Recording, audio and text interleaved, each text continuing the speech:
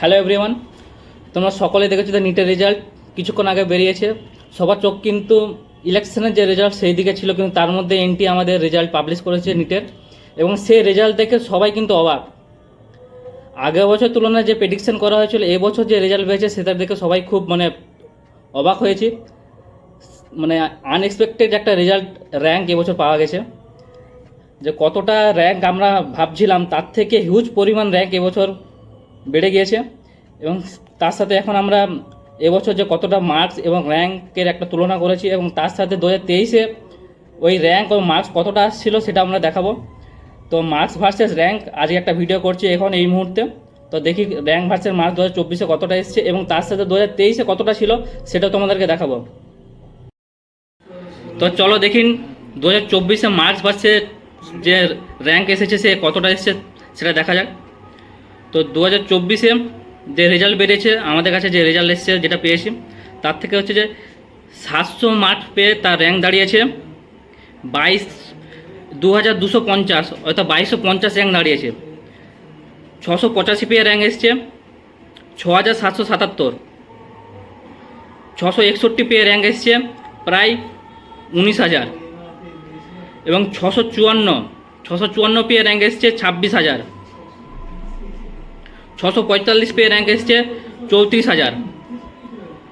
615 পেয়ে র্যাঙ্ক আসছে 65,000। 610 পেয়ে এবারে র্যাঙ্ক দাঁড়িয়েছে 69,000, যেটা এই র্যাঙ্কটা 2023-এর ক্ষেত্রে 543-এ ছিল।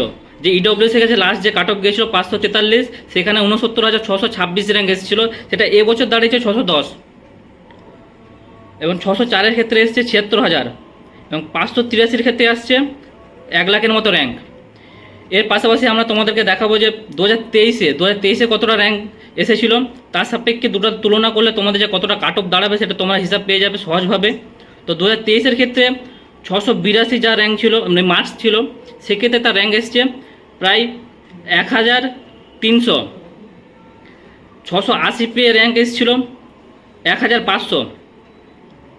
660 যে পেয়েছিল আগের বছর, এবার তার র্যাঙ্ক দাঁড়িয়েছিল প্রায় 4.5K। আর 650 পেয়ে র্যাঙ্ক ছিল 6.8K। 625-এ র্যাঙ্ক ছিল 16,000। 620-তে র্যাঙ্ক ছিল 18.6K। এবং 610 পেয়ে যার র্যাঙ্ক দাঁড়িয়েছিল প্রায় 23,000-এর মতো।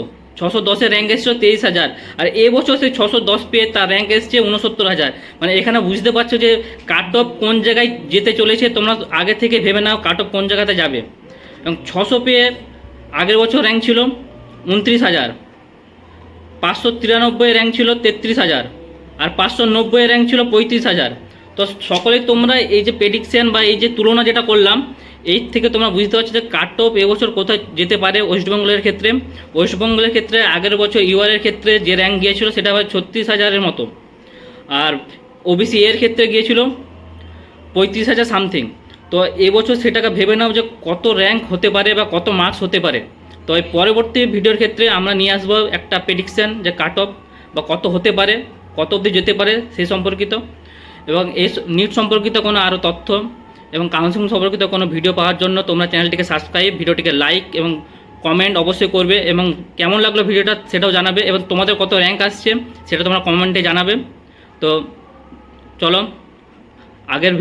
পরের ভিডিওতে তোমাদের সাথে দেখা হবে। ওকে বাই, তব তক কে লিয়ে।